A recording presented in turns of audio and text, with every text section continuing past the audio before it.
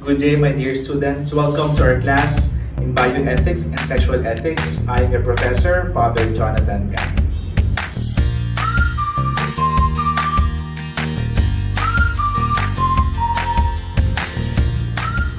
After studying the different principles of bioethics, we shall now look at particular issues where we can further apply these principles. And for today, we shall talk about beginning of life issues. And there are three topics we shall reflect on in this lecture. The first is on procured abortion. Second is on reproductive technologies. And third is about embryonic stem cell research. Let us go to the first topic, procured abortion. By abortion, we refer here to procured or induced abortion. In medical terms, abortion is defined as the termination of pregnancy by any means before the fetus is sufficiently developed to survive. There is what we call spontaneous abortion, which is also called miscarriage. So this spontaneous abortion is a naturally occurring event without any medical procedures to terminate pregnancy. But when we talk of induced or procured abortion, as it says here by John Paul II in his Evangelium Vitae, it is the deliberate and direct killing by whatever means it is carried out of a human being in the initial phase of his or her existence, extending from conception to birth. Well, the first argument against abortion is that it violates the right to life. The right to life of an unborn child. And the right to life is the most basic human right. Without it, no other human rights can exist. Abortion is also against God's commandment. Thou shalt not kill. Thou shalt not kill any human being. And in the case of procured abortion, thou shalt not kill an innocent and defenseless unborn child. Some say that abortion is a basic right of every woman, because a woman is free to do whatever she wants to do in her body. As the picture says, her body, her choice. But the question is the human embryo, is the fetus inside the womb of a woman a mere part of the body? Well, it says here, at the moment of fertilization, the human embryo is genetically complete. It represents the first cell of a genetically new individual. So modern human embryology affirms that the human embryo is not considered a mere part of the body of a woman, but it is a new living individual distinct from the mother. The human embryo may be dependent on the mother for its growth and development, but ontologically speaking, it is different. It is independent from the being of the mother. The human embryo has its own life, distinct from the life of the mother. So we can say that the human embryo is not just a mere part of the body of the mother. It is a new individual that possesses the right to life. And the right of the mother does not include the right to end the life of the human embryo in her womb. We read from the Catechism of the Catholic Church, paragraph 2270, human life must be respected and protected absolutely from the moment of conception.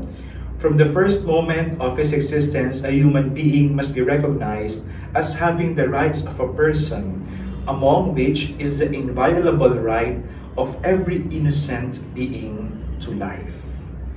And from the Declaration of Procured Abortion, number 12, From the time that the ovum is fertilized, a life is begun which is neither that of the father nor the mother. It is rather the life of a new human being with his own growth. It would never be made human if it were not human already. So from the moment of conception, the human embryo is a new human being, different from the life of the mother and the father. It possesses the right to life.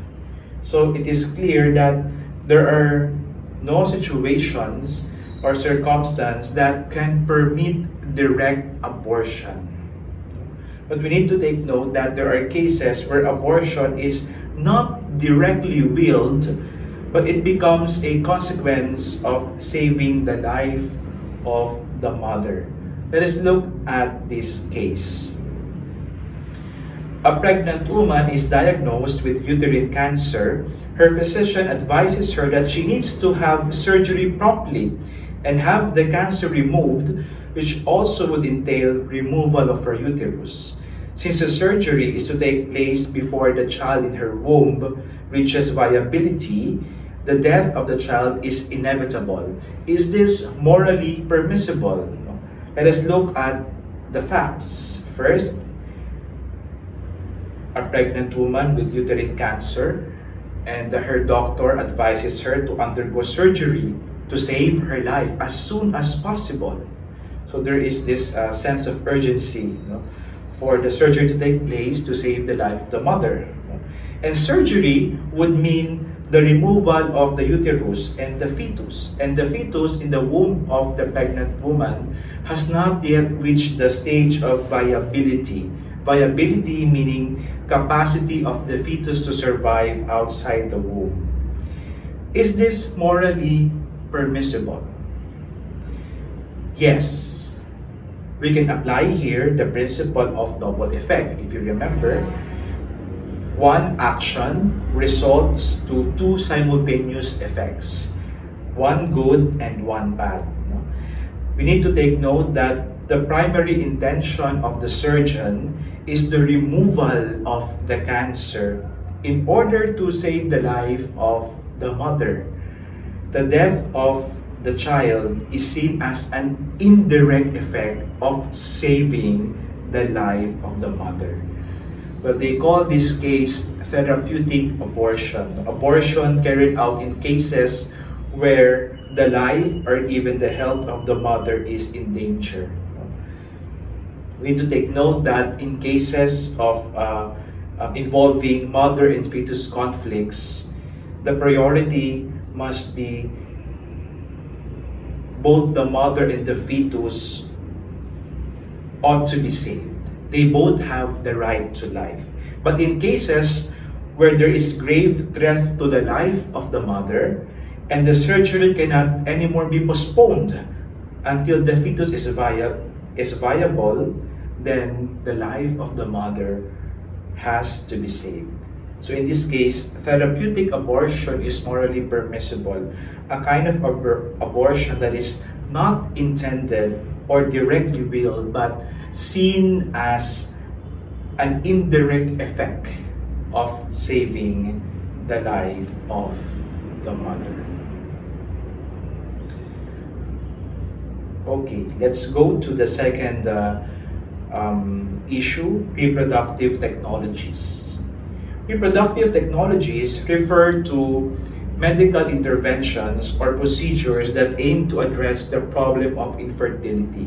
There are many cases of infertility among couples, like low sperm count for men, blocked fallopian tubes for women, and many other reasons. And some would resort to reproductive technologies to address the problem of infertility. Now, how do the teachings of the church look at reproductive technologies? On 1987, the Congregation for the Doctrine of the Faith released this document, Donum Vitae, the gift of life. And this document did not say that the use of reproductive technologies are wrong because they're artificial. The document emphasized criteria in determining the morality of reproductive technologies. And this is the criteria emphasized in this document. And we read it. If the technical means facilitates the conjugal act or helps it to reach its natural objectives, it can be morally acceptable. If, on the other hand, the procedure were to replace the conjugal act, it is morally illicit. So, it simply says here that if the medical procedure will not replace the marital act, the sexual act of couples, it will only assist it, then it is morally acceptable. But in cases where the medical procedure replaces the marital act, the sexual act of couples, then it is morally illicit. So if it only assists, then that's okay. No? But if it replaces the marital act, then that is something questionable. Because remember, there are two aspects that can never be removed, no, in the conjugal act of couples. The unitive aspect, meaning the union of couples in marriage, and the procreative aspect, being open to life. So these two can never be separated. What happens in some reproductive technologies is that the unitive aspect is removed. It is replaced by a medical procedure. And if that's the case, then that is something questionable. One example of this is in vitro fertilization. In vitro fertilization means the fertilization of the egg happens outside the body of the woman. It happens in a petri dish, in a laboratory. Let us look at how in vitro fertilization is done. No? Well, of course, there is this couple who is having difficulty, to have a child, and so they went to the doctor. They consulted, and the doctor recommended, "Why don't you try in vitro fertilization?" And the couple agreed. Part of the initial stage of in vitro fertilization is hormonal stimulation. And this means that the woman will have to take medications to hyper-ovulate, to produce more eggs, because the doctor will harvest those multiple eggs, which will later on be fertilized in a petri dish. So it's not just one egg, but multiple eggs. That's why there is a hormonal stimulation. So the egg pick up is the harvesting of the egg cells of the woman, and the semen of the man is collected through masturbation. And fertilization happens in a petri dish, in a laboratory. They are kept in an embryo culture to develop, and when the embryo is ready, it will be transferred to the womb of the mother. And after 9 months, the mother will give birth to the child. Now, we need to take note of some of these points. First, it does not happen that in vitro fertilization is always successful. That is why multiple eggs are harvested from the woman, so that if the procedure is not successful, they will try again to fertilize another egg in a petri dish until it reaches a point that it is successfully implanted in the womb of the mother. The question is, if multiple eggs are fertilized, what happens to the surplus embryos? They freeze the embryos, and some use them for further experimentation. And another thing, if the doctor sees that the human embryo would have physical defects, they can abort it. They can dispose the human embryo and try another human embryo to be implanted in the womb of the mother. And this is the danger of in vitro fertilization. It is prone to abuse, particularly the destruction or killing of human embryos.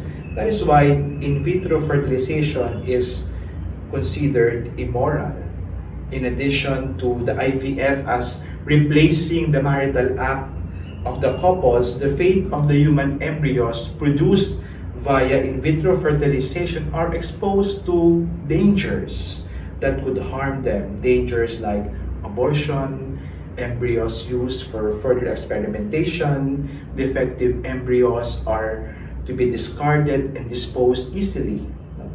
So the very act of in vitro fertilization implies that it does not assist the marital act of the couples. It replaces the marital act or the sexual union of couples. The human embryo becomes a product of the procedures done in a laboratory. And so we read from Donum Vitae, the Church's teaching on marriage and human procreation affirms the inseparable connection willed by God and unable to be broken by man on his own initiative between the two meanings of the conjugal act, the unitive meaning and the procreative meaning. Indeed, by its intimate structure, the conjugal act, while most closely uniting husband and wife, capacitates them for the generation of new lives, according to laws inscribed in the very being of man and of woman. So Donum Vitae reminds us of the two aspects of the marital act that should not be separated: the unitive aspect, the union of couples, and the procreative aspect, being open to life. And related to this discussion on in vitro fertilization is human embryonic stem cell research, which is our third and last beginning of life issue. Well, what is a stem cell? All cells of living organisms, and that includes us, came from stem cells. A review of basic biology would tell us that a group of cells is called tissues, a group of tissues is called organs, a group of organs would mean organ systems, a group of organ systems would form an organism. So a stem cell is an undifferentiated cell that can develop into specialized cells of an organism. So we can say that all cells of living organisms came from stem cell. Your skin cell, your heart cell, your hair cell, your eyes cell, all the cells of the human being, even the cells of animals and plants, they all came from stem cells. And when we talk of stem cell, there is animal stem cell, there is plant stem cell, there is human stem cell. And these stem cells are used for therapeutic purposes. Stem cell therapies involve replacing deceased cells of a tissue or organ in the body by cell transplantation. So for example, if you happen to have leukemia, which is a disease related to a blood problem, it means that your blood cells are not healthy. So if you would undergo stem cell therapy, one approach to heal leukemia is to use stem cells, human stem cells. They will harvest stem cells in a laboratory, and they would process it and reinfuse these cells to the body of the patient who has leukemia, so that these healthy new cells will replace those cells that are not healthy. But the crucial question here is, what is the source of stem cells used for therapy? There is what we call human embryonic stem cells, meaning to say the source of stem cells in this kind of research would come from the human embryos. No? So it advocates using stem cells from human embryos. They claim that pursuing this research would lead to discovering cures for incurable diseases. No? There are many incurable diseases, no? People encounter nowadays, like cancer, Alzheimer's, Parkinson's, even COVID-19. Who knows that through human embryonic stem cell research, a cure for these incurable diseases can be discovered. But the problem is, harvesting stem cells from human embryos are so invasive to the point that it results in the killing or destruction of the human embryo. So you see in the picture, the human embryo in its blastocyst stage, the stage before the embryo attaches to the wall of the uterus of the mother. That is where the scientists would extract stem cells. And these stem cells are cultured in vitro, and they will try to develop it into particular cells of the body. So, where did the human embryos come from?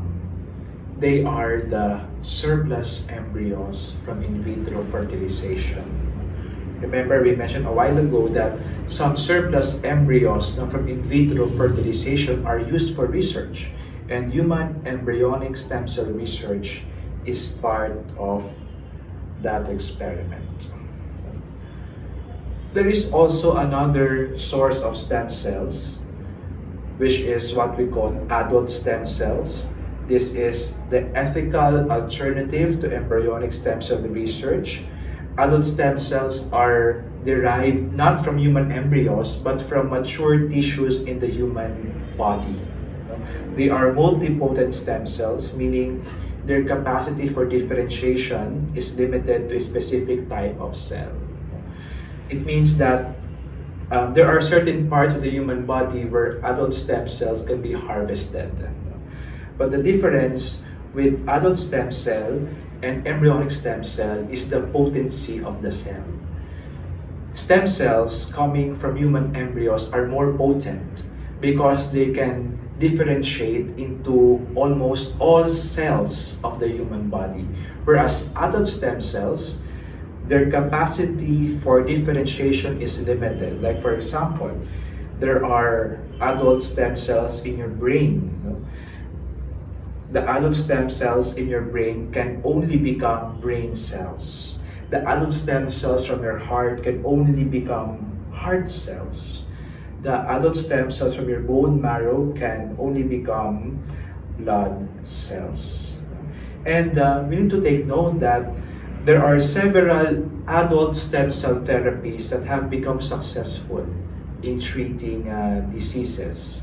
But up to now, there is no proven cure yet for embryonic stem cell research. The scientists are interested to pursue human embryonic stem cell research because of its potency, its capacity to differentiate to almost all types of organs in the human body. And so we read from the Declaration on the Production Therapeutic Use of Stem Cells. Is it morally licit to produce and or use living human embryos for the preparation of embryonic stem cells? The answer is negative for the following reasons. On the basis of a complete biological analysis, the living human embryo is a human subject with a well-defined identity. It has the right to its own life, and therefore every intervention which is not in favor of the embryo is an act which violates that right. So we understand why human embryonic stem cell research is not approved by the church, because the very act of harvesting stem cells from human embryos would result in killing and destruction of the life of embryos. So these are some of the beginning of life issues we have talked about in this lecture. For further readings and references, you may read these documents: Declaration of Procured Abortion, Question de Abortu, The Gift of Life, Donum Vitae, The Gospel of Life, Evangelium Vitae, Declaration on the Production and Scientific and Therapeutic Use of Human Embryonic Stem Cells, and the Catechism of the Catholic Church. Please take note of your reading assignment and enjoy your day. Keep safe. God bless.